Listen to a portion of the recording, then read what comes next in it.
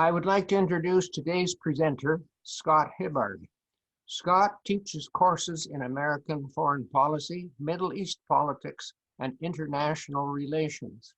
He has been at DePaul University in Chicago since 2005 in the College of Liberal Arts and Science. Hibbard spent the 2009-2010 academic year teaching at the American University in Cairo as part of a Fulbright Award from the U.S. Department of State. Professor Hibbard worked in the U.S. government for 12 years as a program officer at the United States Institute of Peace and as a legislative aide in the United States Congress. He is the author of Religious Politics and Secular States, Egypt, India, and the United States of America. He co-authored Islamic Activism and U.S. Foreign Policy with David Little. Professor Hibbard's talk is titled American Foreign Policy and Middle East Politics. The intersection of U.S. foreign policy and Middle East politics has bedeviled U.S. and Western leaders for at least a century. The 3 decades since the collapse of the Soviet Union witnessed shifting U.S. definitions of national interest, objectives and strategies, and the foreign policy priorities of different U.S. political partners. Almost a decade after the Arab Spring, the meaning and long-term impact remains difficult to discern. What are we to make of this history? The Trump-era policy, the apparent meltdown of the regional order, and how a Biden foreign policy would differ from the Trump approach. Welcome to those who are just joining us. Scott Hibbard, we look to you for your presentation. Before you begin, I wondered just if you take a moment and describe to you what you see as the Middle East. Okay, that's a great question, and I'm going to share on my PowerPoint presentation, and we have, actually I have a map of the Middle East there for you. So let me share this real quick and start this. Okay, so American foreign policy in the Middle East. Thank you, first of all, Don and Joan and Mal for organizing this and for that kind introduction. Before we get there, let me respond to Don's question. Typically when in my classes, I use this map a lot because when you talk about the Middle East, many people focus on the Persian Gulf, the Levant, maybe Egypt and Libya. They don't really necessarily pull in all of the MENA region or the MENA, Middle East, North Africa. But it also includes Iran. And typically in the academic community, when we talk about the Middle East, it's basically Morocco to Iran. Obviously, the politics of Afghanistan and Pakistan overlap, and of course, Turkey is a central player in the region. But you can see how the regional order is very much tied into both Europe, Mediterranean, as well as South Asia. So that's what we mean by the Middle East. I'll have in this presentation, I'll have a number of other maps to show you. But before we get there, let me just give a kind of a quick introduction. And by the way, and again, thank you for hosting me. This is fun to be here. It's a little different via Zoom, but all my classes are on Zoom these days, so I'm getting quite used to it. So again, the topic for the lecture is American foreign policy in the Middle East. And what I want to do over the next 40 minutes or so is kind of provide some historical context for American involvement in the region, identify the core strategic interests that have played out over time, how those have changed, and to that end, Don's introduction was perfect. And then we'll look in some detail at the Bush era, the Obama era, and the Trump administration. Now, if you notice, and so here's the outline of where we're going to go in the next 40 minutes. We'll have another 30 to 40 minutes after that for Q&A, and I'm happy to stay longer if people are interested. But you'll notice that even though we're talking about the Bush and Obama and Trump administrations, there is a interregnum in there where we'll talk about the shifting nature of the international order after 2001. And this kind of ties into one last word of introduction I want to highlight, that if you look at the regional order, which really emerges out of World War I and World War II, that order is melting down, as Don mentioned. And it's melting down in large measure because of what are referred to as the twin shocks of the 2003 invasion of Iraq and the 2011 uprisings. 2003 invasion of Iraq took down a historic Sunni power that had traditionally contained Iranian ambitions, allowing for an expansive Iranian foreign policy throughout the region. And for much of the last 15 years, whether it's the United States or Israel or Saudi Arabia, there have been a number of states that have all been trying to contain Iranian ambitions in the region, kind of dealing with that unintended legacy of the 2003 invasion. The 2011 uprisings had a similarly transformative effect on the regional order. It highlighted the weakness of authoritarian states throughout the region. Many of these states that people thought as so stable and so secure, showed themselves to be actually quite weak and very vulnerable, to their, not to external threats, but to their internal protests of their own population.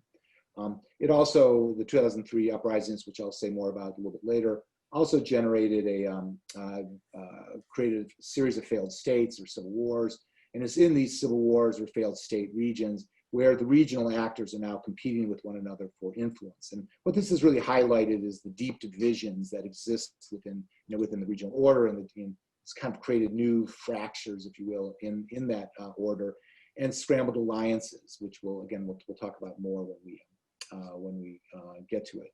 Now, all of this to say is that the region as a whole is really dealing with these serious systemic problems, and they've been dealing with these for the last 15 years.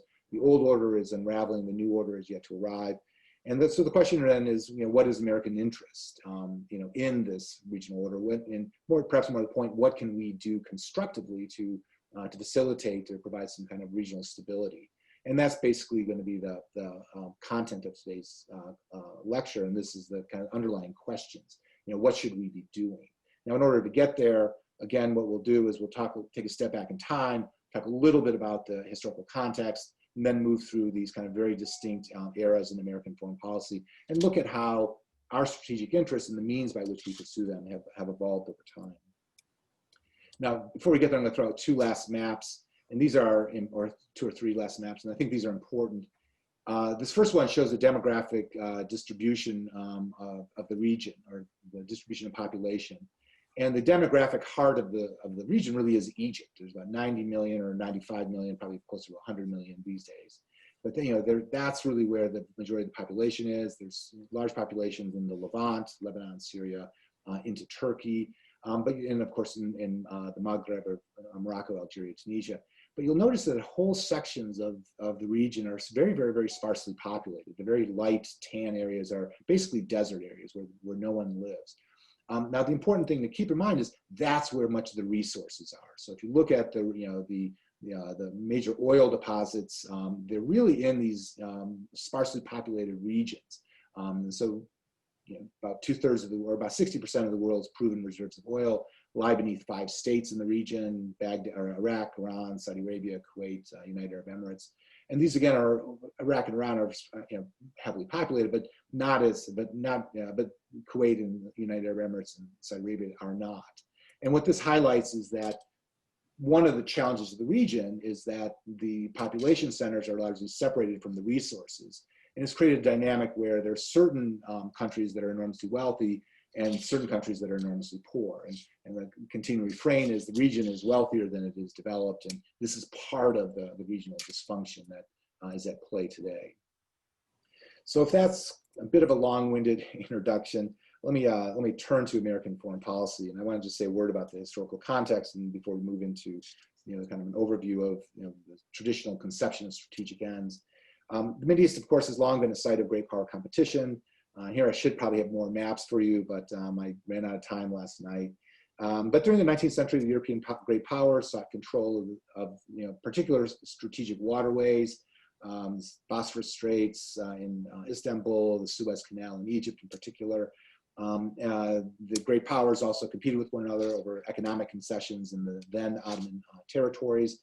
And there was also a concerted effort of the European great powers to keep any major regional power from emerging. Now, with the dawn of the oil age and the discovery of oil in the Persian Gulf, the region's resources would be added to that list of strategic interests. not just economic concessions and strategic waterways, but also oil. And it's not surprising then that during the Cold War, the US and the Soviets vied for influence in this very, very strategic and important region. It's also during the Cold War where we really see America being pulled into the Mideast politics. Up until then, the Brits and the French were the primary great powers that had influence in the region, at least in the interwar period. With the end of World War II, the British Empire is in full-on collapse, and the U.S. is really tasked with or faced with the task of stepping in to deal with, to take over many of the British responsibilities, ensuring the water free flow of oil from the region, ensuring the transit of the waterways, and contain Iranian or contain Soviet influence in that era. Now, in that little narrative, I've already highlighted what we see as the kind of strategic ends or core strategic interests of the United States in the region. And here we can kind of break it out into means and ends. What are our ends, and how do historically we try to achieve those ends? And the first end, of course, is is resources. Historically, this is a center of major affluence because of the oil, and particularly in the early Cold War period, the free flow of oil from the region was a central part of rebuilding post-war Europe. And this is one of the reasons why, on his way back from Yalta, Franklin Delano Roosevelt met with Ibn Saud, and in some respects laid the foundation for America's strategic relationship with Saudi Arabia. We promised them security in exchange for access to the region's resources. And it served both our parties' interests, and has been a foundation for American foreign policy since that period.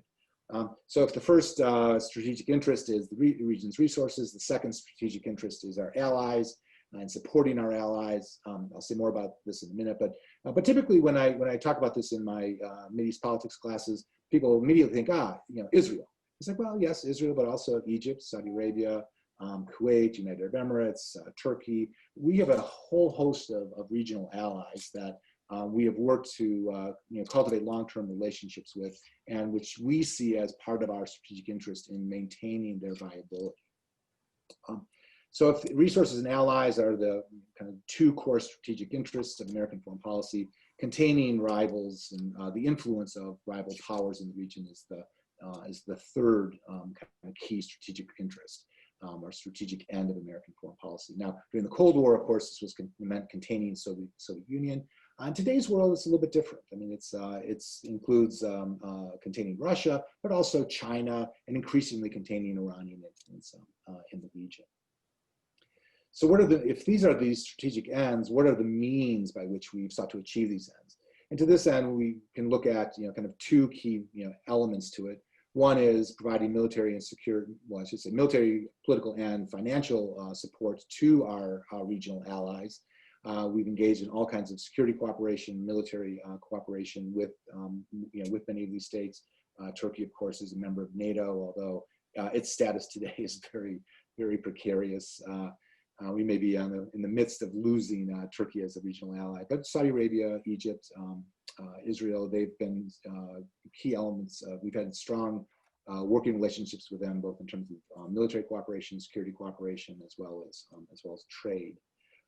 Now, if military and security cooperation with our allies is one means of maintaining this regional order, the other is military intervention. And what you see, basically from 1979 onward, from the Iranian Revolution on, you see an increasing direct military presence in the region, increasingly larger footprint. And of course, this is ramped up after two key junctures in history, the 1990-91 Gulf War, where we saw a huge military presence move into the region to remove Saddam Hussein from Kuwait, and then Saddam Hussein's Iraq from Kuwait. And then after 9/11, we saw another moment of expansion of American military power in the region. And this is a somewhat dated map.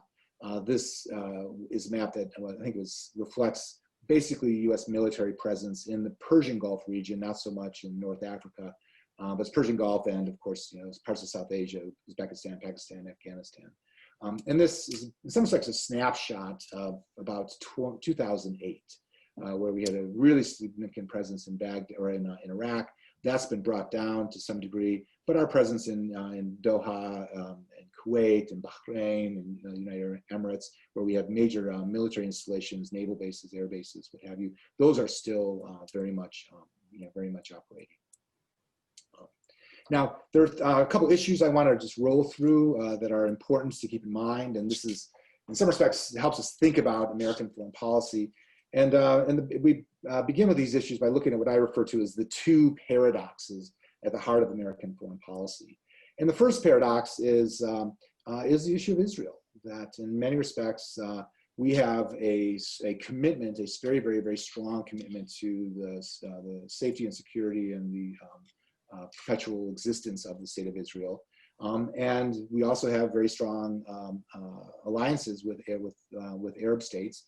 And on the question of the Palestinians, those two sets of allies have very differing interests. So the emotional connection of the Arab populations with the Palestinian cause, and the increasingly unqualified support of Israel, or of the U.S., not just for Israel but for the Likud party, it creates all kinds of tensions for our Arab allies. And this has been just a paradox, or kind of a challenge that we've been grappling with since, quite frankly, since 1948. And the way in which the American government leaders have sought to deal with this in the past has been through promoting some kind of a peace process. And it's one of the reasons why several U.S. presidents have committed so much energy and political capital in the peace process and in negotiated resolution to the Israeli-Palestinian conflict along the Land for Peace lines. The reason they did that was really, in some respects, to kind of square, or to kind of resolve this paradox at the heart of American foreign policy. Now, if that's one paradox, the other paradox is American interests and American values. While the U.S. is rhetorically committed to the spread of democracy, human rights, individual liberty, in practice, we've been less committed. We'll suffice it to put it that way. In essence, our interests and our values are not always in line with one another. What we found over time is that it's easier to work with regional dictators than to actually promote a democratic process that may produce an outcome that does not serve American interests. And this is just a defining feature of American foreign policy in the region. Now, I would add that this is not a moral judgment. It's just an empirical observation. There's a friend of mine, or a colleague of mine on Twitter, who made a similar statement, and people jumped all over him. And it was kind of a misreading of his statement. The statement was not that democracy doesn't matter, quite the contrary. It's just when push comes to shove, we have short-term interest in oil stability and our regional allies, and we have longer-term interest in kind of democratic development and a more stable system, based on accountable government. And the short-term interests versus the long-run interests are very much in conflict, and that manifests in this kind of tension between values and interest. Now, one last comment before we move on. So we talked about the two paradoxes. There's a third issue I want to highlight. And this goes back to when I was working in Washington in the late 90s. It was pretty evident then that the status quo was untenable. Now, what do I mean by that? By the early 1990s, the economic stagnation of the region was extremely pronounced. We can talk about the economics of the region if people are interested. Population growth was doubling every 25 years. You've got this bad combination of stagnant economies and growing populations, high levels of unemployment, high levels of underemployment. And that was translating very directly into political discontent. And the neoliberal economic reforms that were being pursued at that moment in time really were pursued in a manner that essentially enriched the few at the expense of the many. And again, I'd be happy to talk about some of the efforts to reform economically, reform the systems economically if people are interested.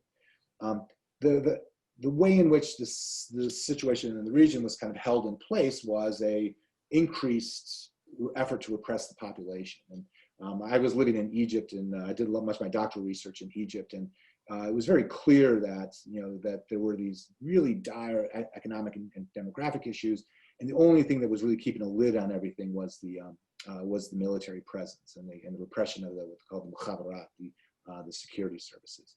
Now, all of this bred an enormous amount of popular resentment, both against the regimes but also against the American foreign policy, because the Americans were seen as the bulwark behind these regional actors and seen as propping up very unpopular governments. And this is what fueled the anti-American sentiment that was pervasive in the region, and fueled the opposition, which was frequently articulated in religious terms and provided a basis for the Islamist movement and their call for radical transformation. Now, this is our segue into the Bush era and the events of 9/11. Now, let's make sure I have times here. Good, okay. So the events of 9/11 were a shock to the American people, to say the least. And they were a shock in part because the American people had little understanding of the extremist ideologies or the militants that were emanating from the region. They really had very little understanding of what was going on in the region at all. And maybe we can come back and talk about this in the Q&A, but there was a moment in time right after 9/11 that we really could have had a fundamental reevaluation of American policy in the region. And I would argue it didn't happen. It happened to some extent, but not to the extent that it could have. And again, we can kind of talk about this more in the Q&A. But that issue aside, the significance of 9/11 from a foreign policy perspective is that it highlighted, in many respects, that the way in which the international system had changed since the end of the Cold War. While the Bush administration had been focused on Russia and China and missile defense, kind of traditional great power considerations, the issue today, or the issue that 9/11 highlighted, was that there are other types of threats. There are sub-state actors, terrorist groups. There are weak states and failed states, those places like Afghanistan and Sudan, where terrorist groups find safe haven. Those are a challenge. And then you also have revisionist powers, or what we commonly refer to as rogue states. Those states that are too weak to actually confront the US or the Western powers directly, so they operate through proxies. They operate through terrorist groups. So what 9/11 highlighted is that there are other types of threats out there that American national security needs to take account of. And these, and one last comment on this, there was this continuing refrain within the national security strategy of 2002, or these ideas were articulated in the national security strategy of 2002, which was articulated the Bush Doctrine. And one of the lines that was in that was an identification of a key problem, which was, and this is the quote, it was the nexus of terrorism and technology. So the concern was not just that there were these sub-state actors out there, but there was a concern that these sub-state actors would actually gain control of some kind of weapon of mass destruction, nuclear weapon, dirty bomb, chemical weapons, biological weapons, what have you. And so from a foreign policy perspective, what really changed was this idea that in terms of our strategic interests, we were still very much rooted in these kind of the big three: oil, allies, and containing rivals. What really changed is now we're adding to the list of our strategic interests, combating terrorism, going after the sub-state actors that threaten us, and also limiting the spread of weapons of mass destruction. And this ties into the idea of preemptive war, that if the ends had changed, so had the means. And this is where we see an increased militarization of American foreign policy, that the way in which the US sought to now secure its interest in this very important region was not just supporting regional allies, which we've been doing for many years, and working with their security services to go after terrorist networks. That was all part of the plan. I mean, that was still going to continue. But what really changed was this emphasis upon direct military involvement, so-called preemptive war, which was part and parcel of the Bush Doctrine. And I'd be happy to talk about this more if people are interested. It's fascinating from an international relations theory perspective. It has a lot of, anyway, I'll just leave it at that. So what we saw during this period was an increased emphasis upon direct military involvement of the US. This provides the basis of the 2001 invasion of Afghanistan and the 2003 invasion of Iraq, and then the subsequent military involvement in other parts of the region, whether it's Horn of Africa, Pakistan, or what have you. Now, interestingly, there's this question about democracy. And there was a vibrant debate within the Bush administration for the first couple of years about the role of democracy in this larger strategy. Because we're talking about pursuing this notion of preemptive war and pursuing American strategic interests. Where does democracy fit in this? Now, many people in the Bush administration actually argued that we needed to transform the regional order and get rid of this pervasive authoritarianism, because this was generating the kind of extremism that that bred the violent militancy of Al-Qaeda epitomized. And this sentiment was actually nicely captured by Condoleezza Rice, who was then Secretary of State, in a very famous speech in 2005 in Cairo, the American University of Cairo, where I taught for a year. And the line was, for 60 years, the United States pursued stability at the expense of democracy in the Middle East, and we achieved neither. So what she was kind of going back to was this paradox of this tension of values versus interest, and making the argument that we can't have our long-term goals of stability and regional order. We can't have our short-term goals of regional stability and without addressing these longer-term issues of democratic development and individual freedom. Okay. Now, whether or not the Bush administration was sincere in its commitment to democracy is a point that continues to be debated. There's always a question about whether the democratic rhetoric was a useful justification for more militarized policy and hegemonic policies in the region, or whether there was a sincerity to the nature of the calling. I tend to see it more as as a marketing tool to sell militarized policy, but many people would disagree with that. Nonetheless, and this is kind of the important point, that the Bush doctrine, whether it was actually promoting democracy or promoting regime change, that at the end of the day, it was transformative. And this is a huge shift from American foreign policy between 1945 and 1999, is that up until then, the US had predominantly been a status quo power. And now what you see is a conscious effort by the Bush administration through the Bush doctrine to radically transform the regional order. Now, this then leads us to the Obama administration's approach to the region, which is very much of a reaction to the excesses of the Bush era. And again, we can get into the fallout from the Iraq War and some of the issues involved in that. But as I noted at the outset, the invasion of Iraq, whatever the intention, was a strategic failure for the United States. And the war in Afghanistan proved to be as well, in large measure because in both cases we were successful in winning the initial invasions and toppling and achieving our initial objectives, but we proved unable to actually win the peace. And there's, again, topic for further conversation, but part of the narrative here is that this is a reflection of the inherent limits of American military power in changing what are, in essence, political issues, and really addressing these deep structural problems throughout the region. American military power is very capable of taking down governments. It's not really in a position to help build governments in the or engage in nation building in the aftermath. So what we see in the immediate aftermath, or we see in the Obama administration, is a shift, is an approach that's commonly referred to as retrenchment. Let me just go back here. When you see from the Obama administration's policy is a shift towards a policy known as retrenchment, by which we mean minimizing direct military intervention.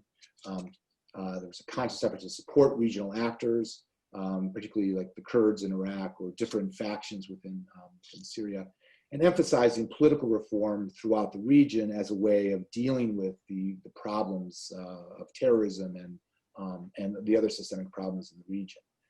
There's also conscious efforts to engage in what's known as capacity building in Afghanistan and Iraq. And by that, what that means is state building. We're trying to create strong state institutions, provide capacity for these militaries in these different countries to provide order within their own territory.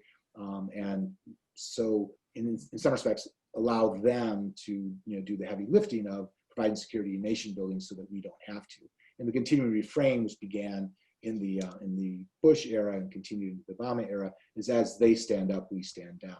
Now, one caveat in all of this, I would argue that many of the changes that we saw in the Obama era actually began in 2006 towards the end of the Bush era. And there was a shift in orientation after 2006, after the 2006 midterms.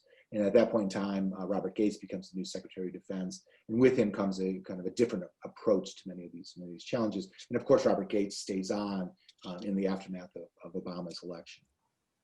Now, there are any number of critiques that one can make of the Obama foreign policy. There's a critique on the left that it was long on rhetoric, short on change. Critique of the right is he's declaring defeat in war on terror. And I've always lived by the mantra in DC that if both sides are attacking you, you're probably doing something right. But the Obama approach is important. This policy of retrenchment, I think, is important for two reasons. One is that it reflects an underlying sentiment that had really gained ground, not just in left-wing policy circles, but within the Pentagon, that military intervention on its own often creates more problems than it solves, and that you really needed a more robust and more comprehensive approach to different problems.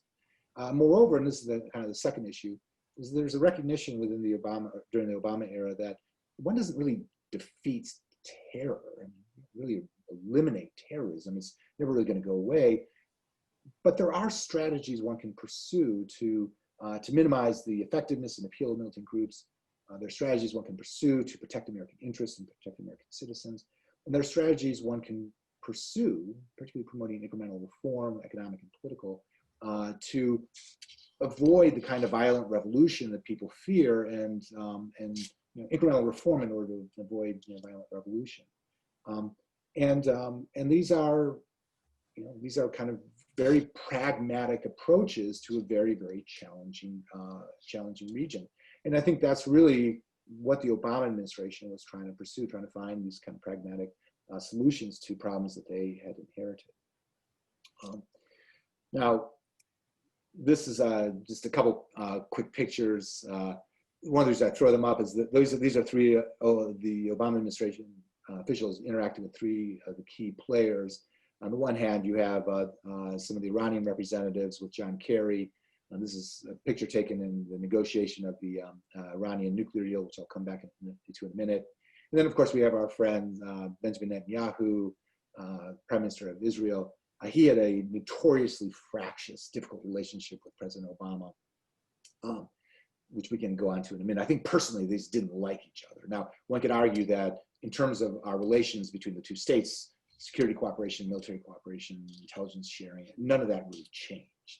But the personality, the tone at the top was really bitter and acrimonious. And similarly, Obama's relationship with the Saudis was very strained. They did not like him reaching out to the Iranians. I'll come back and talk about this in a minute. They really wanted a more militarized American foreign policy to clean up what they saw as the mess created by the 2003 invasion of Iraq. And both Israel and Saudi were pushing us for a more direct military engagement with Iran, either directly attacking Iran, which is what the Israelis wanted, or direct American military involvement in Syria, which is what the Saudis were advocating.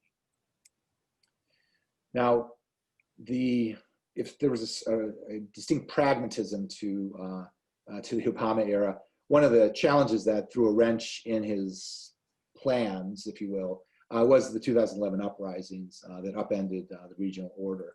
And what do we mean by the 2011 uprisings? Well, the Arab Spring was a series of popular protests that emerged across the Arab world beginning in January 2011 that brought an end to 3 regimes and continuing conflict in a number of others. Now, this map kind of shows you where they broke out. Of course, Egypt and Tunisia were 2 kind of sources of the Arab uprisings, and that's where you had the peaceful transition of power, relatively peaceful transition of power. Mubarak was pushed out. I would argue he was pushed out not by the protesters, but by the military. I can talk about that later. But Tunisia as well, that in both those areas, they did not, at the end of the day, did not have the support of their militaries and of the people, and so the leadership was forced to leave. Now, Libya, Yemen, Syria all melted down into civil war, and reflecting in some respects the fragmentation of the region, of those states. Saudi Arabia, Jordan, Bahrain, Lebanon, they had Morocco, they had very, very minor reforms. But the important element from our perspective here is that this the uprisings did lead to civil war in key states and led to, in many respects, a meltdown of states. And again, here, Libya, Syria, and Yemen being the kind of two key cases. And again, from our perspective, what happened is not just the meltdown of these states, but the fragmentation of the regional order. Former powers were increasingly marginalized. I'll just mention this for a minute. Back in the 50s and 60s, the three powerhouses of the region were, Baghdad, Damascus, and Cairo. Egypt, Iraq, and Syria. They're non-entities at this point. I mean, Egypt's mired in its internal dysfunction. Syria basically doesn't exist. Iraq as a centralized state it was on the verge of collapse when Islamic State emerges in 2014. So these traditional power centers are marginal, and what you see is emerging of new players: Turkey, Iran, Israel, Saudi Arabia, and these new actors are competing for influence in this region. For influence and to shape the regional order going forward.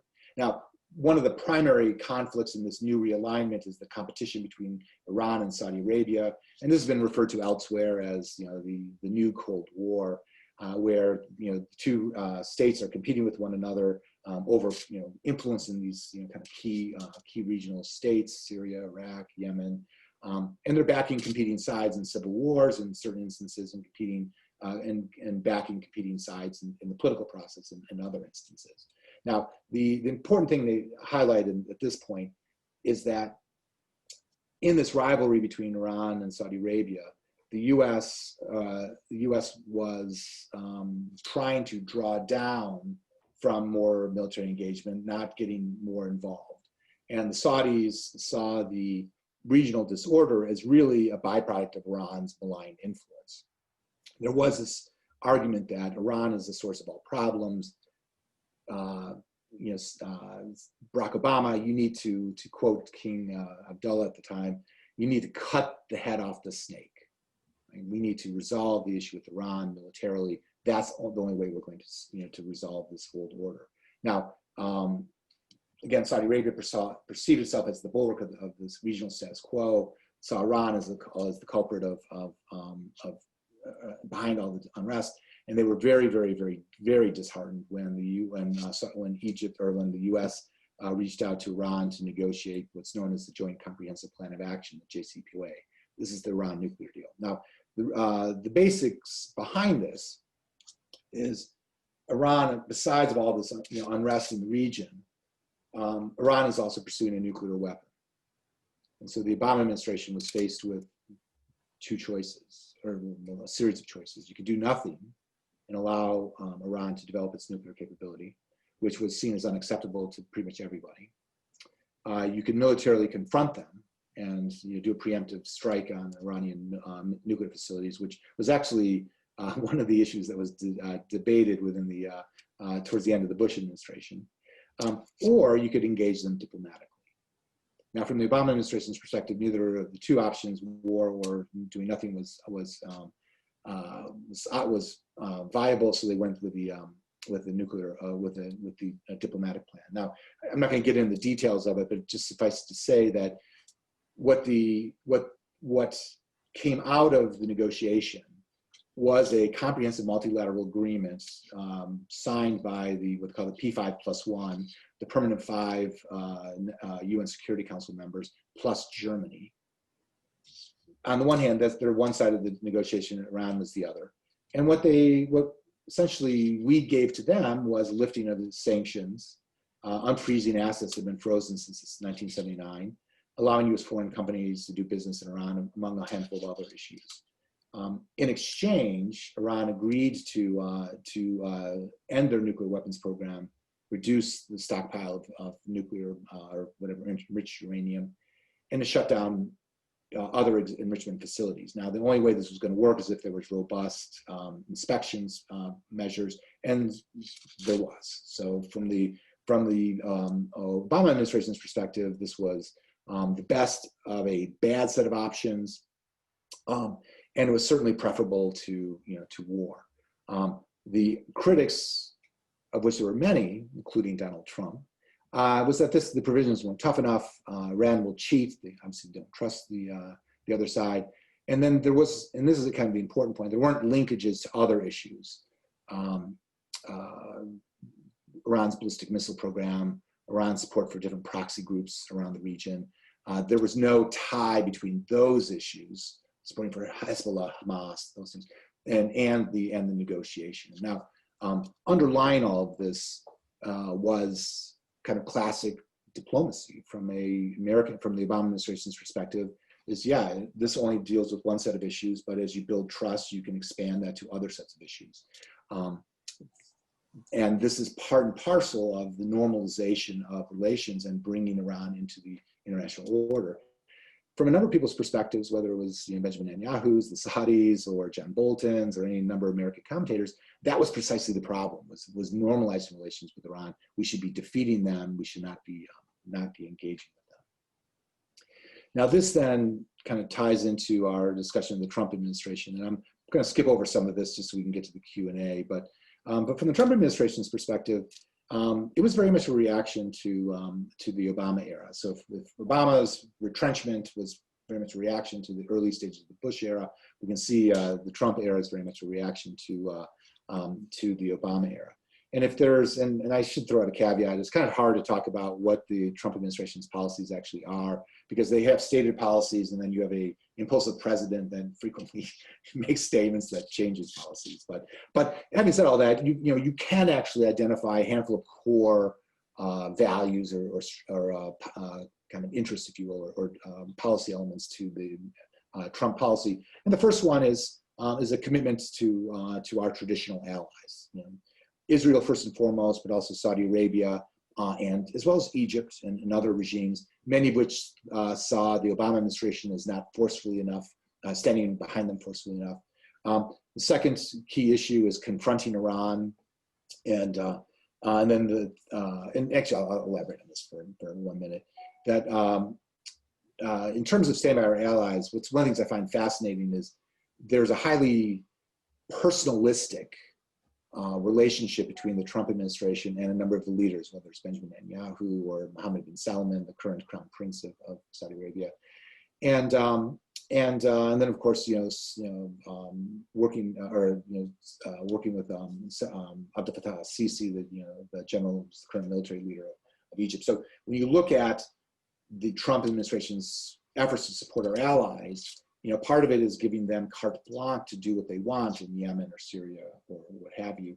But it's also, it's kind of, again, it's a highly personalistic relationship. And one of the continual critiques of the Trump administration is they haven't been filling diplomatic posts. They haven't been filling ambassadorships. They haven't been filling slots within the State Department. They've actually dramatically cut funding for State Department, USAID. And part of this is the style of the Trump administration to deal directly with foreign leaders and to try to bypass the middlemen. The second thing in terms of the Iran issue is there is a strong effort, conscious effort to confront Iran, again, backing away from the Obama administration's efforts to engage Iran. We see this by the Trump administration pulling out of the JCPOA, reimposing the sanctions, and as well as additional sanctions, and rejecting waivers for third countries to purchase oil. All of this is meant to put, what's what we refer to as the maximum pressure strategy, put, increasing pressure on Iran to, either bring them back to the table to negotiate, a renewed nuclear deal, or otherwise get them to back off on supporting their proxies. Now, I can come back and talk about this more in the Q&A, but one of the things that many people have criticized the Trump administration for is the first part has worked. The maximum pressure has created an enormous amount of pain, but it hasn't translated into to a new set of policies. And then the last, and so by the way, I just got a couple of graphs in here. Trump is very popular in Israel, at least within the pro-Likud camp. And again, this Israeli politics I find really fascinating because it's so fractious. But there's a very Benjamin Netanyahu has his distinct niche, and it's able to keep him in power.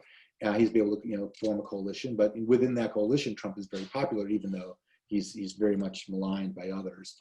And then, of course, Saudi Arabia is this is another picture of President Trump with the Crown Prince. I'm just throwing this. This was actually at an opening of an anti-extremism center in Saudi Arabia, and I just find that picture just really odd. So if our kind of core strategic answer or core strategies in the Trump administration are stand by our allies, confront Iran, it's also the one area where there's a lot of commonality between the Trump administration and the Obama is this idea of minimizing U.S. engagement. That you have a domestic sentiment that American popular support is tired of wars overseas, and so both the Obama administration and the Trump administration have sought to try to minimize U.S. military engagement, which has been kind of interesting because even though we've got this very robust rhetoric about confronting Iran, there have been two moments in time where we almost came to war with Iran, but both sides backed down, and so it's kind of clear that even though we want to confront them, the Trump administration is really not keen for actual conflict. Okay, let me close then. We've covered a lot of ground here. Let me close then with just kind of 3 quick points. And again, we can come back and talk about, there's a number of issues I'm skipping over, not least of which the recent normalization of relations between Israel and the UAE, which we can totally come back and talk about. But the 3 points I want to just kind of highlight here. The first is, what happens if a Biden-Harris ticket wins in November? And I want to kind of highlight 2 issues. One is, one of the challenges of American foreign policy over the last 20 years is it shifts quite dramatically between administrations. And there's certain elements of it that continue on, but the elements of the kind of the broader direction have become increasingly politicized and very partisan. And this is not, this is a change from the past. If you look at George Herbert Walker Bush's foreign policy towards the region, and you look at Bill Clinton's policy to the region, they were not that far apart. The policies today really are. So the question is, where would a Biden-Harris ticket take us? Would there be a fundamental reevaluation of American foreign policy, or would it be a return to a more Obama-style policy? I would argue that whatever happens, that whether the Biden-Harris ticket actually wins or not, that whoever comes into power, there is going to have to be a kind of fundamental reevaluation of American foreign policy, and if anything else, kind of a fundamental reevaluation of what are our core interests, and and how might we engage the region more constructively. And the reason why I'm a little pessimistic that we will see any kind of radical change is that much of American foreign policy is really driven by domestic considerations. And I'm not just talking about the so-called Israeli lobby. I'm talking about corporate interests, the oil industry, the military industry, or the defense industry. But you also have this certain amount of institutional inertia. We have a lot of military bases, and you don't close those overnight. So the ship of state is a tanker that doesn't move slowly, but there is increasingly a need to kind of reevaluate. What are we trying to achieve here, and what are our goals? And to this end, I would kind of go back to some of the issues that were raised, by Condoleezza Rice, among others, in earlier years. That when we think about the region itself, one of the problems is the priority we've continued to give the military solutions over diplomacy. One of the other parts of the problems is that the real challenges of the region are not necessarily Iran or Hezbollah or whatever. They're climate change, they're demographics, they're pervasive economic underdevelopment. They're this lack of freedom, intellectual, political, lack of women's rights. These are systemic problems. There's a report that came out recently that said large sections of the Middle East will be uninhabitable in 2050 because of the rising temperatures. So again, we look at, you can look at this narrative from a traditional geopolitical analysis perspective, which is what I've kind of laid out. But there's also these outlying issues that are threatening to upend the system if nothing is done about them. And this then ties into the kind of the last issue that at the end of the day, the region is too important to walk away from.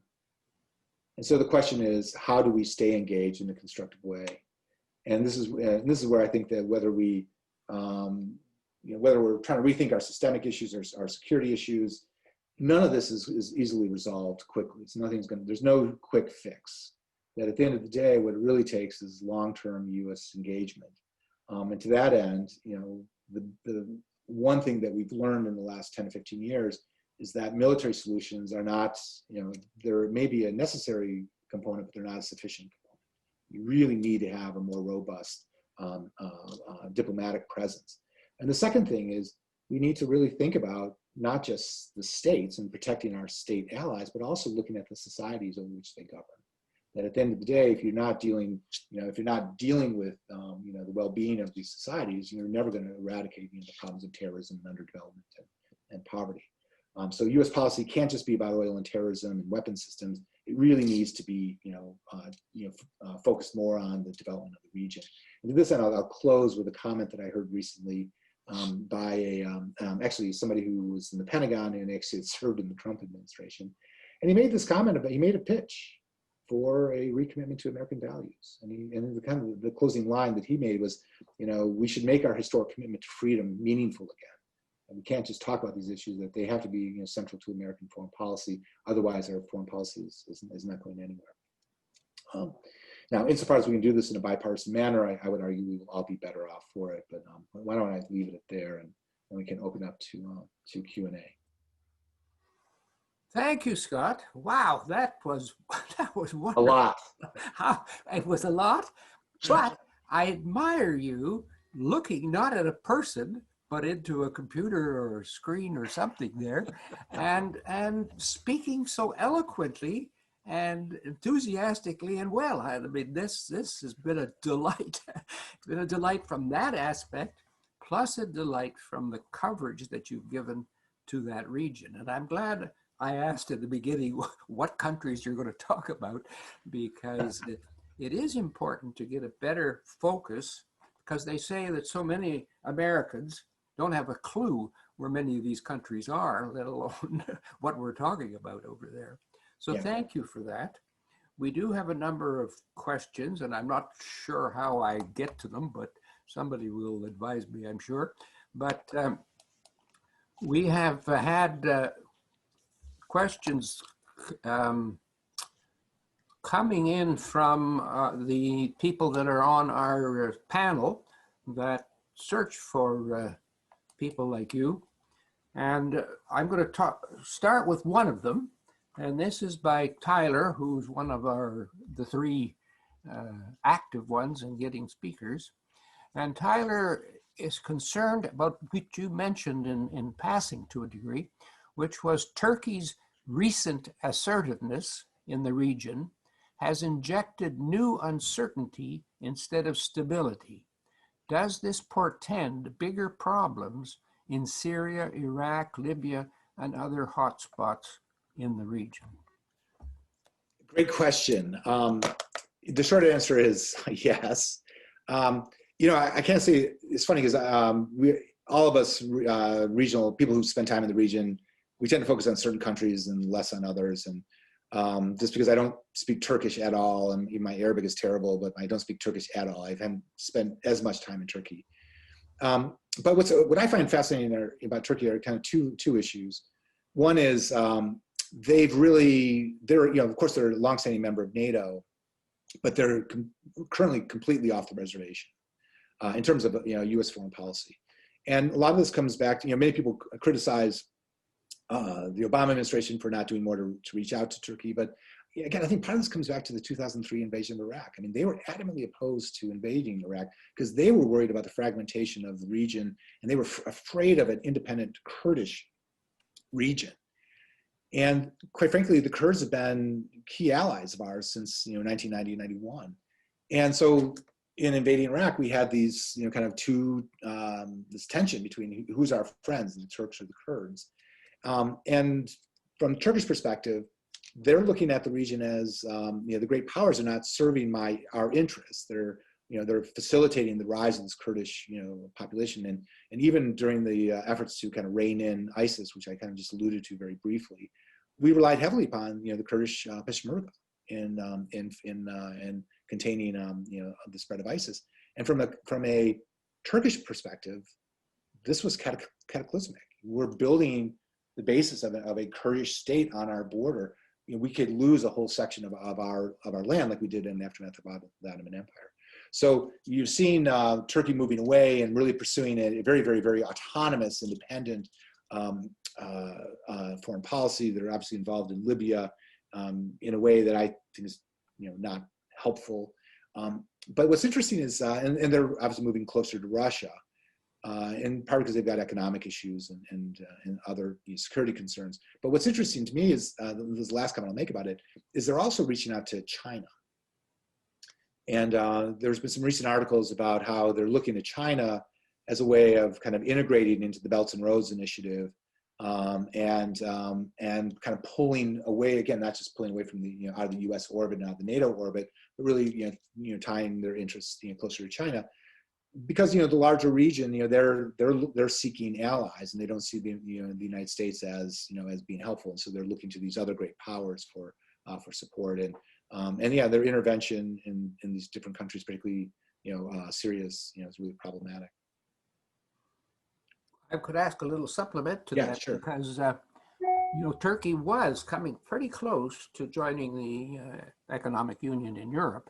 Yeah, and we're changing their laws, etc., to open up human rights. And along came Sarkozy, who said, "No way, are we allowing an Islamic country into Europe?" And I wondered if, to me, that seemed to trigger off some of the now moving away from Turkey that realized they'd come up against a brick wall or something like that. Yeah. Do you think that had an influence in Yeah, definitely. I mean, you kind of summarize it really well. Many people in Turkey saw this as blatantly racist, that they just didn't want a bunch of Muslims in Europe. Whether it was racist or not, one could also argue that from a French perspective, they were worried about a country with a large poor population, moving into Europe and taking low-paying jobs, and they were there was, whether it's racist or whether it's just concerns about how this is going to impact people's social safety nets. There was a concern that there would be this this big migration or this huge population shift, and for those reasons there was a lot of discontent. But from a Turkish perspective, it definitely generated a certain sense that we'll never be accepted in the EU. We need to hitch our wagon to a different star and start looking at other areas. One last comment about this, just about their role in Syria. It was always really curious how they were managing the affairs with the Syrian civil war. Because on the one hand, they're a major source of they provide an enormous amount of shelter to a lot of Syrians that were displaced. One of the cataclysms of the Syrian civil war is half the population is displaced, either externally or internally, and the huge refugee problem, precisely just because of the conflict. Many of those refugees found a home in Turkey. So on the one hand, that was a really beneficial thing. But by the same token, most of the ISIS or foreign fighters that were coming in to fight in ISIS came through Turkey, and there was a certain Turkish security services were turning a blind eye to this infiltration of foreign jihadists coming into Syria to fight. And the intention was not altogether clear, but my assumption is, from Turkey's perspective, whatever they saw as bad for Bashar al-Assad, president of Syria, they saw as good for Turkey, and that's why they allowed that to happen. And of course, it helped create ISIS, which was a whole other catastrophe in the making. Don? Thank you. Don? Yes. May I suggest you click on Q&A? You will see the incoming questions from our audience. Not only that, but when I click on Q&A, this big white screen comes right in the middle of my screen, and I can't see. But you can move it around with your cursor. I will do that. But I have a question from Evelyn. And Evelyn is asking the following. While the leaders of Bahrain and the United Arab Emirates have signed peace agreements with Israel, how have the people in the streets of these countries reacted to the news? Good question. So first of all, I'm sitting here in Chicago, so it's hard for me to speak for the, but having said that, no, I mean, I do follow the regional press. What's interesting about that is, these, people in Israel are actually, thrilled with this, right? This is the beginning of a normalization. And there's a lot of just, within, kind of different policy circles, there's a lot of optimism that, the assumption was always that you can't have normalization of relations between Israel and Arab states until you have some kind of resolution of the Israeli-Palestinian conflict. And the argument that's made is that, well, now we have it exactly, we always had it exactly backward, that we can actually normalize relations with outside states, and that's going to help us solve the Israeli-Palestinian conflict. Now, the catch with that narrative, and why I'm a little suspect of it, is if you look at the popular reaction to among Palestinians, among Egyptians, among a lot of the the Arab exile community, they're adamantly opposed to this, because the way they look at this is the United Arab Emirates, which is, let's be honest, it's a very small state that's very wealthy, and does not necessarily represent the interest of the Arab, the large demographic, population concentrations of people in North Africa and the Levant, that they're kind of cutting a separate deal. And that they're, what's really happening is you've got, some people in a palace in the United Arab Emirates cutting a deal with people in gated communities in Jerusalem, and there's huge amount of money to be made over access to a certain pipeline in Israel, development of certain gas fields, and UAE and Israel can benefit a great deal, but it's not altogether clear that's going to translate into improving living standards on the ground for the rest of the region. Now, if I can, just one last comment on this. Part of the Trump Mideast peace plan that Jared Kushner rolled out in January of this year was premised on the idea that you are going to get significant investment from the Persian Gulf countries into the Palestinian communities. And the idea is that we can then raise living standards and give people a stake in the system. It's nice in theory. It kind of remains to be seen whether or not that happens. But the supporters of the normalization would argue that this is the vehicle by which that segment of the peace process is going to happen. Again, I'm a little more skeptical, in part because, get back to the questioner's comment. Most people on the, and I hate to use the word the Arab street, but you look at the media from the region, from the Arab world, they are not supportive of this because they're very skeptical of both the UAE's intentions as well as the Israeli intentions. Scott, yeah. Joyce Lannert writes to us, do you think that the UAE and Bahrain recently entered into trade agreements with Israel because they were bribed with the promises of weapons from the US? And is that eventually a threat to Israel? Question. So two things. First of all, this realignment has really been unfolding for the last 15 years. And this kind of gets back to like the twin shocks of 2003, 2011, that one of the things you've been seeing is this rising power of Iran in the region.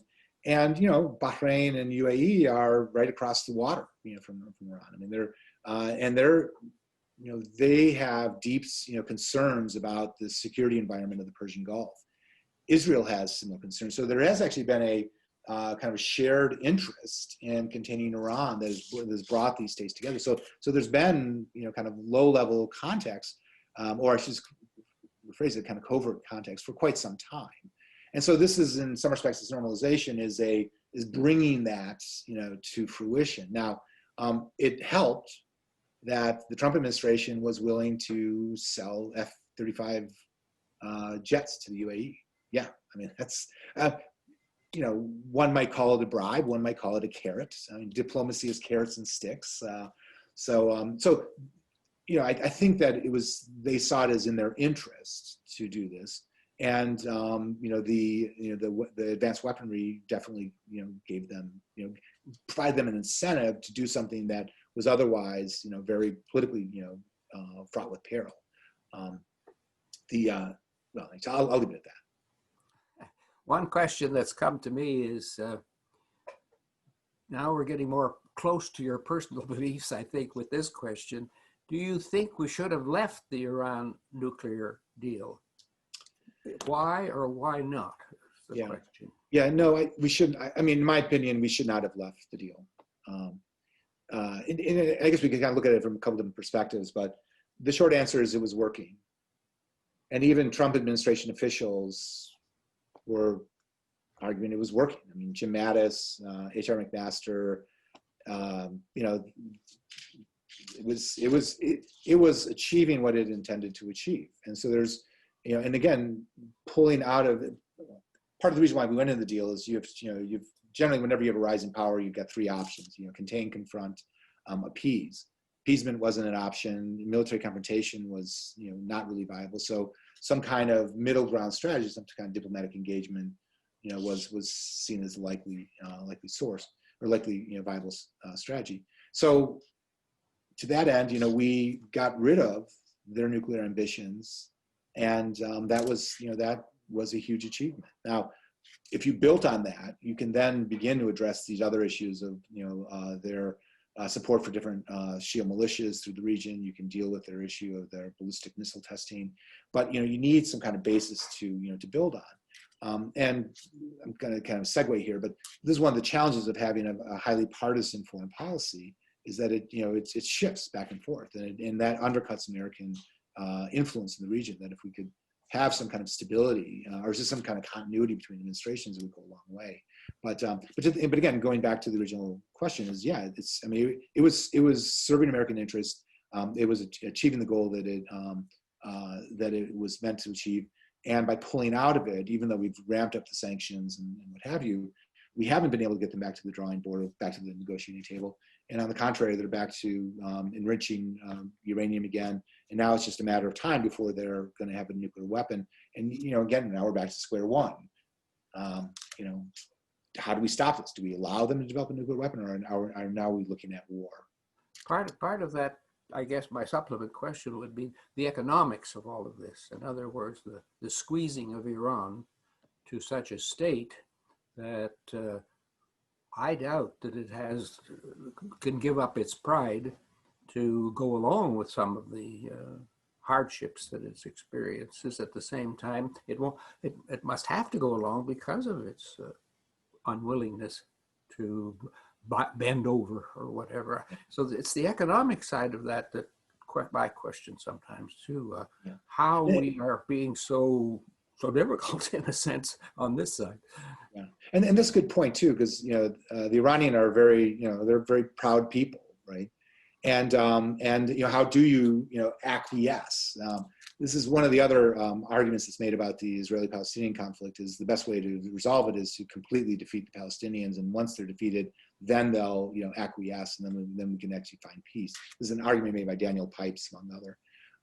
But the thing is, it kind of overlooks, you know, human nature. That the more you press and oppress people, the more they push back. And I think particularly in the Iran case, one of the, you know, the continuing refrain is there's moderates and extremists within Iran, or hardliners and pragmatists, I think is probably a better way of phrasing it. And that, you know, historically, certain administrations have tried to reach out to the pragmatists in an effort to marginalize the hardliners, and you know, to varying degrees. But in some respects, what we're always trying to do is empower the pragmatists at the expense of the hardliners. But pulling out of the JCPOA did just the opposite. It empowered the hardliners, and, you know, in Iran vis-a-vis the moderates, and we kind of undercut that center ground that, you know, that we could have worked with. Yeah. Al, did you have something? I do. Edward Russell asked a different kind of question that I think harks back to something you said earlier in your formal presentation. I thought you said we really need to build up our relationship with the area. And Edward Russell says, how do we focus most effectively on societies in the region? Yeah. And I'd like to add kind of like a footnote, because in this past month's foreign affairs, the issue comes up, if you absolutely emasculated the State Department, if you refuse to give them the resources that they need, if you appoint only political politically correct people to important policy decisions. How do you ever get to any of that kinds of stuff? Yes, exactly. No, exactly. So this is one of the continuing refrains in the literature. You mentioned the foreign affairs articles. I read a lot of that. And there's actually a lot of really interesting ideas being kicked around about American foreign policy and how we can engage in the future. Tamara Wittes wrote an article recently I read that kind of captures some of this. But the short answer is, you know, you can't get away from the security questions because that's just so pronounced at this moment in time. But in the long run, you really have to look at the relationship between the ruled and the rulers. And until you change that dynamic throughout the region, you're going to have, you know, problems. And to that end, you know, yeah, you need a more robust diplomatic capacity. I would argue you also need a more robust foreign policy or foreign aid strategy. During the Bush era, we spent about, I don't know, $700 billion or $900 billion on, you know, military expenditures. In the region, we were spending about $250 million on, you know, democracy promotion. Well, if you're spending $200 billion just on the war in Iraq and Afghanistan and $250 million, I mean, like, look where this is going, right? Where's the priority? And so we really could engage in a different way, not entirely getting rid of the military component because security is important, but you really could beef up these other aspects, particularly, you know, investment in economic development and investment in our diplomatic capacity. Now, one last comment on this, because this is actually something near and dear to my heart. You know, when I was first a young graduate student and I was living in Cairo doing my first round of field work, I had lunch with a former ambassador, a guy named Tassim Bashir, who was a stalwart of the Washington foreign policy community back in the day. And just a really interesting guy. And I remember this is like 2000, so this is right before 9/11. And we were having lunch at his club, you know, along the Nile. And he made this, and we were talking, you know, talking politics, right? What else do you do? And he made this pitch that, you know, if the US would engage in an Arab Marshall Fund, pour $100 billion in the region, build up infrastructure, schools, ports, railways, you could transform the region and people would love you. And I remember thinking at the time, yeah, like we'll ever spend that kind of money in this region. Fast forward, you know, 2 years later, 9/11's happened, and now we're talking about ramping up all these invasions, and we're beginning to write, you know, $6 trillion worth of checks to cover, you know, the various wars. So part of it's, you know, it's not like we don't have the resources to do this. The real issue is how are we allocating those resources, and how can we do it in a way that's more constructive and not, you know, destructive. Could I ask you another, before we lose out on time here, I was curious, you as a young man living in Cairo, and we sort of looking a long distance towards that city and the country, what was it like living in those 90 million or how many, or 900 million, how many there are there? Yeah, so yeah, that's a good question. So first of all, I love Egypt. It's just, it's a lovely country. It's maddening. The bureaucracies are maddening. I lived in an area, I lived there a couple different times. And so when I was in the heart of the downtown is what's called the Wusta Balad or Medan Tahrir, lived right across the way in an area called Zamalek, and then in a middle-class neighborhood called Mohandasin. You know, it's packed. I mean, there's 18 million people in Cairo. It's very vibrant, but you know, pollution is a huge problem. I mean, walking around downtown is just, I mean, it'll make you ill. The bureaucracy, like I said, the government bureaucracies are just really stifling. Remember, I had to go, you know, get my like visa extended, and they go to this place called the Magama, which is this old Stalin-esque type Soviet building, and you wait in line. You know, so this is like kind of the throwback to the era. But having said that, you know, the whole time I was there, I never ran into any kind of anti-American sentiment. And people were always very clear that they hated American government and American government policies, but they loved Americans. And like, even after 9/11, you'd be walking down the street and the kids would be running up to you, hello, where are you from? You know, do you speak English? And they, because they were all studying English in school, and they loved the idea of America. And not to belabor this, but one last point. I remember jumping in a cab one time, and this was when I was doing my field work. I did field work in the 2000, 2002, 2003. I taught there in 2009, 2010.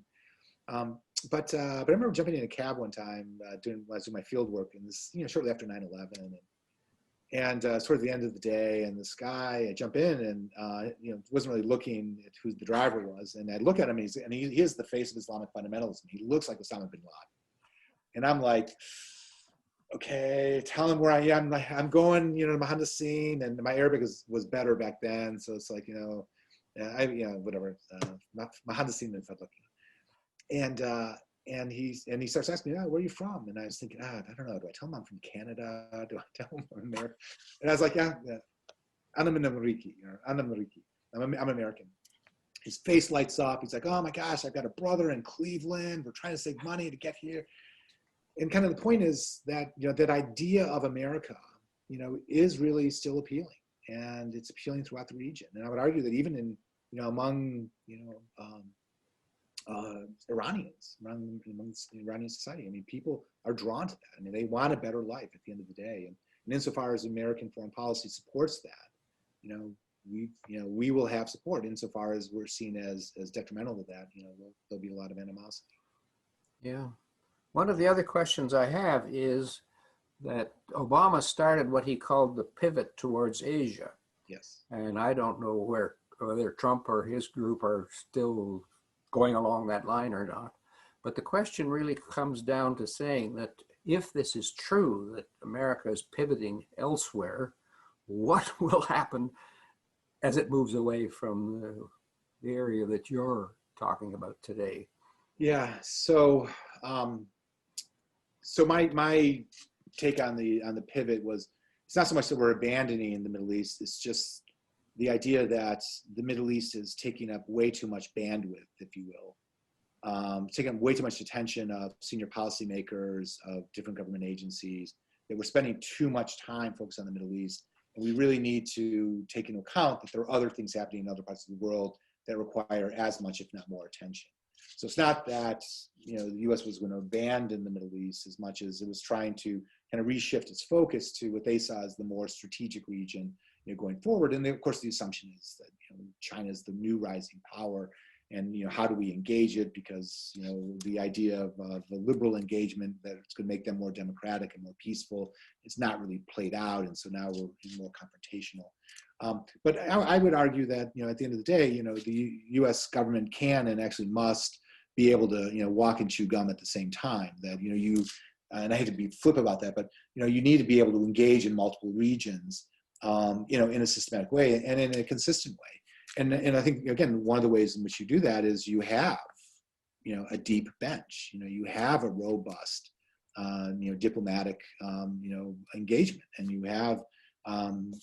have people on the ground that really know the politics of these different regions and have connections to, to people on the ground. So you can stay engaged in more regions than in more places all at one time. And this kind of gets back to some of the comment I was making earlier about the personalistic style of the Trump administration. I mean, they've systematically, consciously been removing people from the State Department, in part because they didn't trust them, but in part because they wanted to deal with states directly. And I think this is just a, kind of the Trump style, that he prefers one-on-one. He doesn't want an ambassador being the mediator between him and and another power. He wants to deal with them directly. Now, what the motivations are behind that, who knows? I mean, I know that the Trump wants a hotel. Well, see, I know. So they, obviously the Trump family has been, doing very well economically, as a result of that.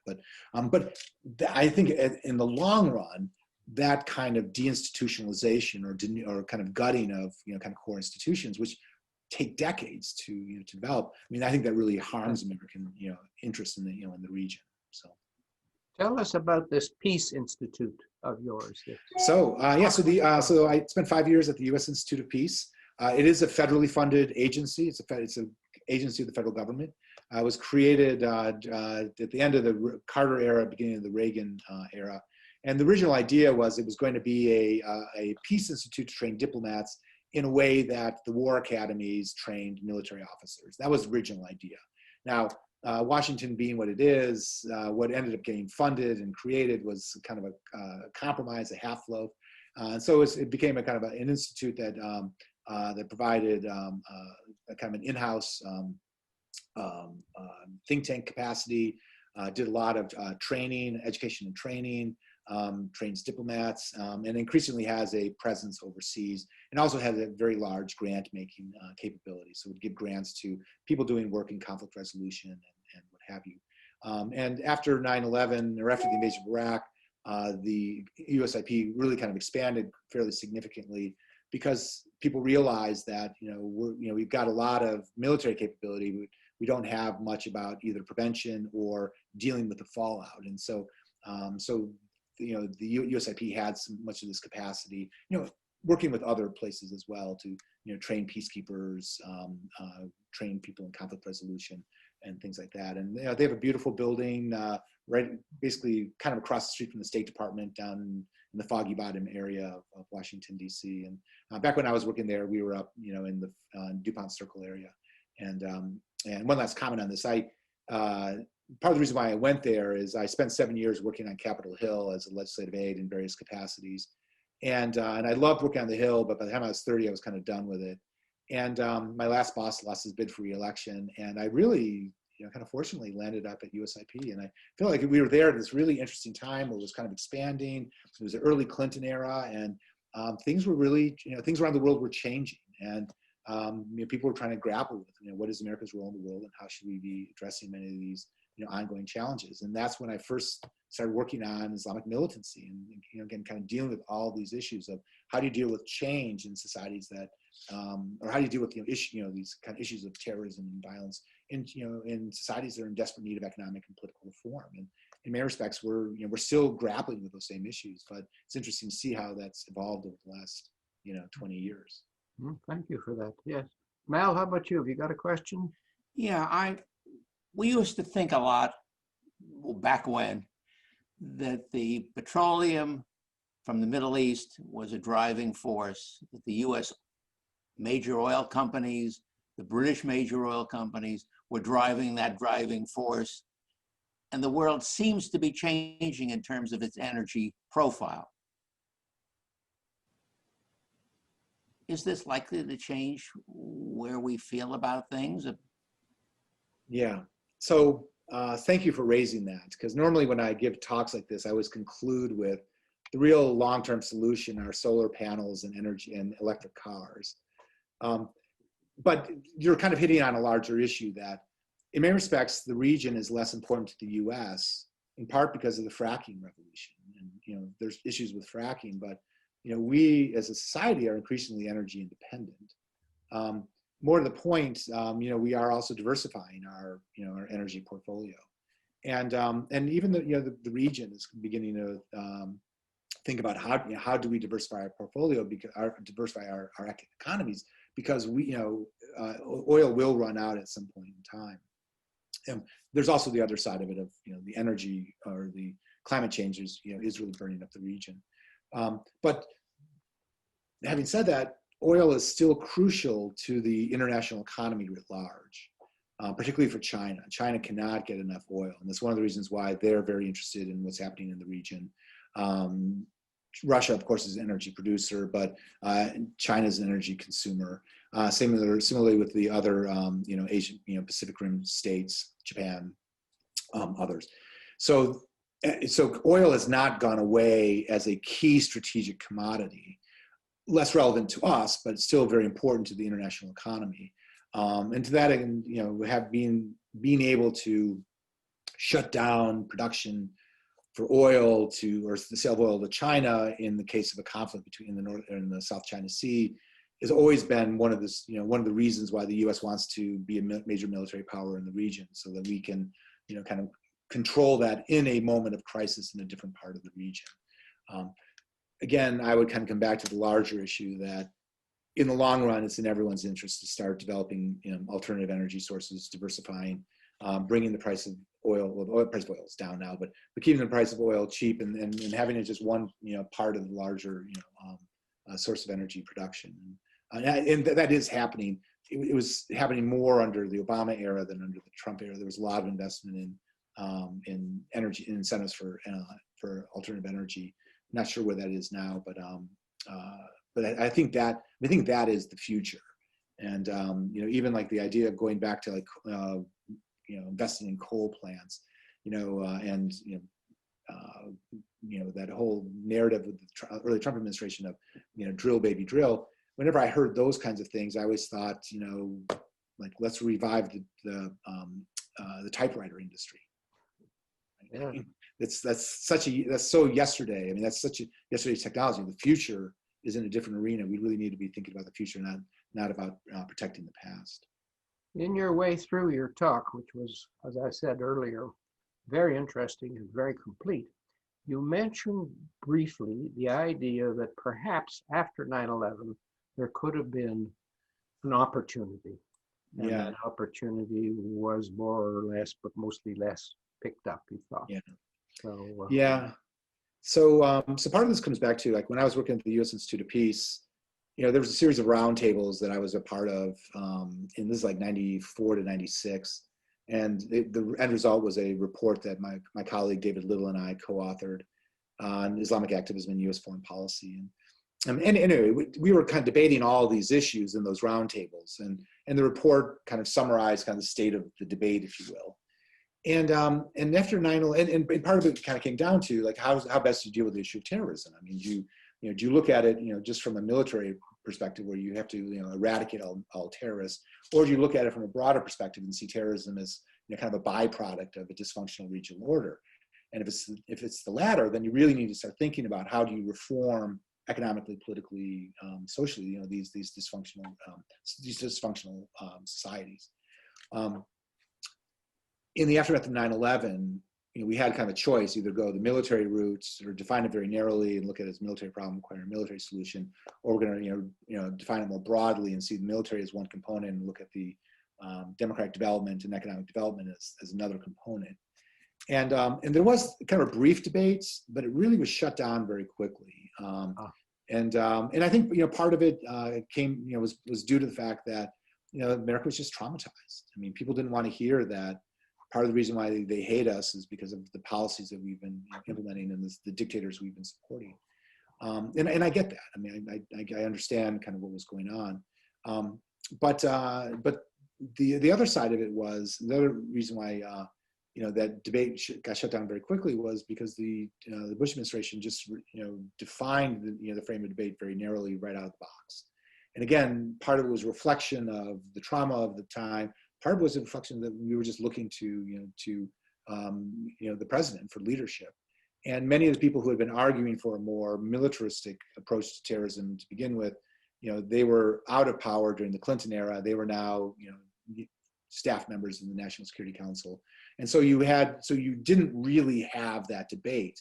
Now, interestingly, there was this discussion of democracy, which I mentioned before, which was part of that debate that did kind of crop back up, in 2004, 2005, 2006. And I really do believe that President Bush sincerely believed that democratic development was crucial, and it needed to be central to his policies. I'm not sure other people in the administration shared that.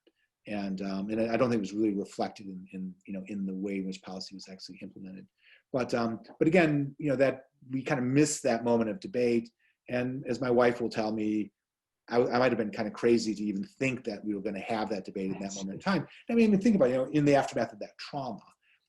But many years later, we can have that debate, and I think that we are at this moment again where we can kind of reevaluate what what are our core interests, and what can we do constructively, and not just kind of muddle through with the perpetuating an inequitable status quo.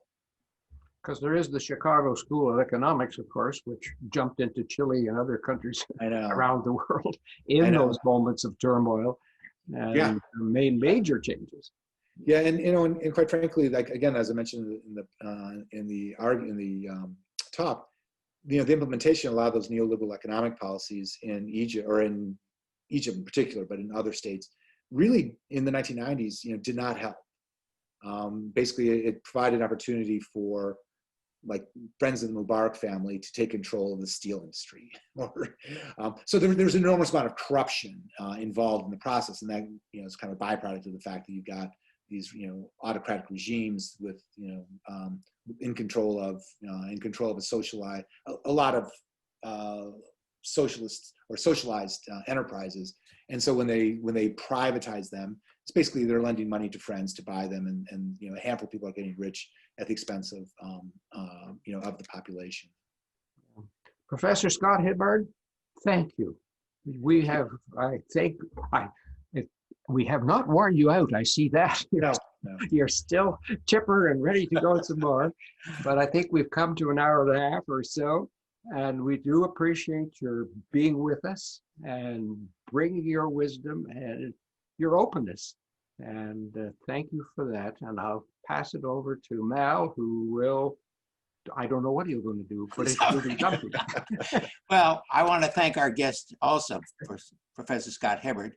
I want to thank Don, our facilitator, Joan Kuhn from the Chappaqua Library, Carrie Krams from Newcastle Media, who makes all this technology work, and Don again, who recruited several of our guests for the fall, and all of you who have joined us from wherever you are.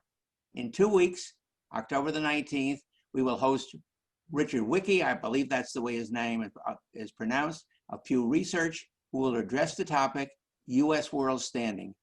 Don Shields again will be our session facilitator on that date.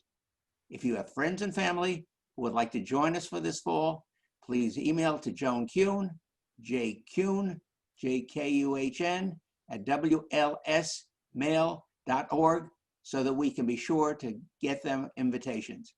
Until we meet again on the 19th, please be safe and be well. Thank you. All right. Thank you. Thank you, guys. Thank you. Take care.